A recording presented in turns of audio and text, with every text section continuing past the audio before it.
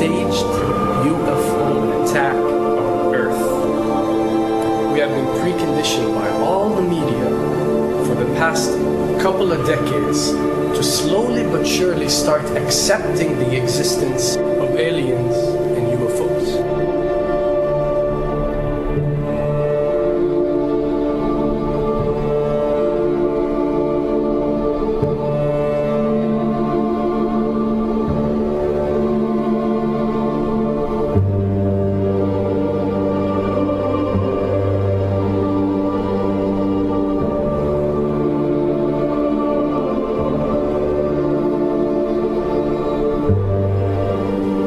I can tell you right now that 99% of every UFO sighting that has ever taken place has actually not been an unidentified flying object, because this has always been military technologies.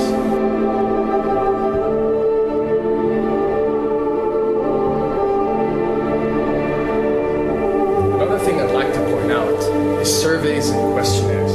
You know, we get surveys and questionnaires all the time, sent out by the state or by the government or by our rulers and our officials and so on and so forth. Do you really think that these ruling powers care about what you think? Do you really think that they're waiting to ask you and receive your answer before making a decision? What happens with these questionnaires is that they are released. For example, what country do you think the US should attack next? And if it yields back results like 70% of the US population believe Iran is the next country that should be attacked, this is actually a study conducted for the effectiveness of the media propaganda that they are using. So when they get such results, they look at it and they be like, all right, amazing. Our media propaganda is working. We are purposely trying to manipulate people to think that Iran should be the next one, and check out the survey results. We're doing a great job in propaganda. That's what it's all about. And if the results come back and they aren't up to par, so let's say 20% want war with Iran and 80% want actual peace, they say, okay, so now we have to go and rework our media propaganda and make it more effective so these percentages change.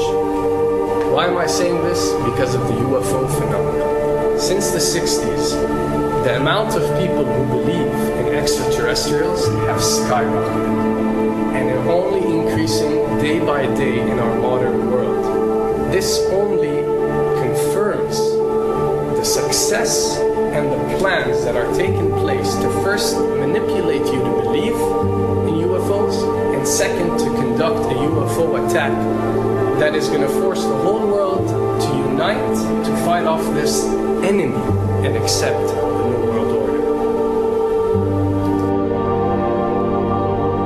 A former Canadian government official is warning we may be on the verge of intergalactic war, saying, quote, the Bush administration has finally agreed to let the military build a forward base on the moon, which will put them in a better position to keep track of the comings and goings of visitors from space, and to shoot at them if they so decide. I was introduced to the late Dr. Wernher von Braun in the U.S., the father of rocketry.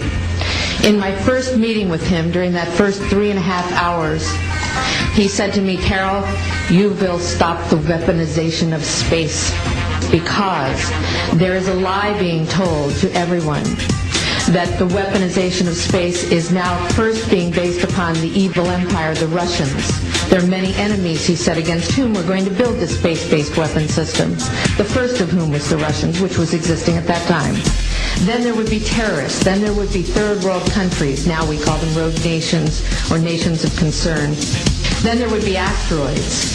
And then he would repeat to me over and over, and the last card, the last card, the last card would be the extraterrestrial threat. As a military strategist, as a person who worked on the MX missile, which I did later, he said, you will find that there is going to be a spin to find some enemy against whom we have to build space-based weapons, and now we should expect the spin. And that's the formula, except that it's all based on a lie. A supersonic saucer. Called the Silver Bug, it was truly revolutionary. The plans show in detail a multi-jet engine craft that boasted amazing maneuverability and speed. It's an intriguing thought that this concept may tie in with the work of the German scientists who brought saucer technology to the US at the close of the Second World War. What was needed were certain cover stories. What do you do when people are spotting aircraft and then telling reporters that they've seen something very unusual flying out of an airbase in Nevada? And frankly, this was the origin of a lot of the sightings that took place in the mid-50s, 1954, 55, 56, of unidentified flying objects, the UFOs. So the CIA was involved in encouraging people to believe that, yes, they saw UFOs, and the CIA and the military tried to be very helpful to reporters to get these stories out, to divert the attention of the country, particularly the people in this region, about what they had actually seen. Mexican Air Force pilots capturing on videotape what are said to be 11, count them, 11 UFOs. The Mexican Air Force has released a video that some of you are going to find difficult to believe. A journalist says it shows images of UFOs tracking a Mexican military plane. So what's the truth about UFOs?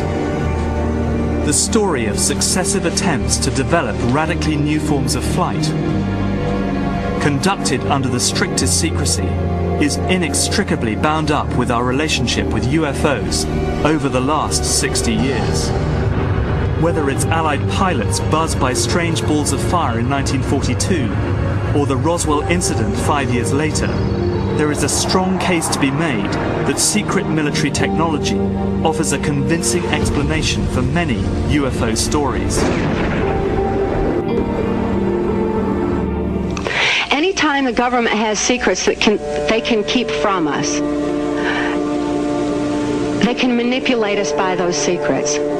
In essence, they still remain 25 years at least ahead of us in technology, information, and knowledge, and secrets, and they are using them against us.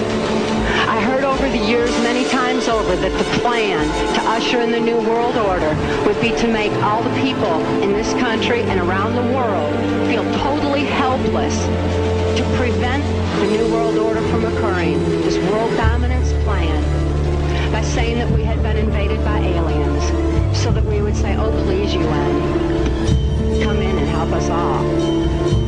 So bear in mind that there is a planned orchestration to get people to be submissive through the secret technology and information that they're keeping from you under the blanket of the so-called National Security Act.